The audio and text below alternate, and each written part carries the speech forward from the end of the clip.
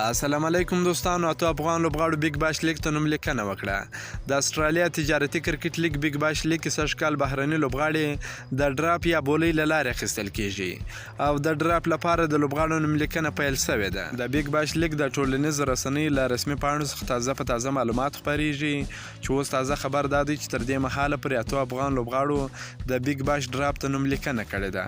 په دې اتو افغان لوبغاړو کې راشد خان هم شامل دی چې له کلونو راهیسې په بیگ باش سیالۍ کې لوبیږي. همداراز په نورو لوبغاړو کې قیس احمد، فضل حق فاروقي، رحمان الله ګربز، وقار اسحاق، اظهار الحق نوید، نوین الحق مورد او حضرت الله زازی هم شامل دي. د استرالیا بیگ باش تجارتي لیگ یو له هغو مشهورو لیګونو څخه دی چې د کرکټ په نړۍ کې ترسره کیږي. تر دې مخکې به بهرني لوبغاړي هرې لوبډلې په خپله خوښه د قرارداد کولو سره اخیستل، خو دا لومړی ځل دی چې بهرني لوبغاړي به ټولې لوبډلې د ډرا په مراسمو کې وپیري.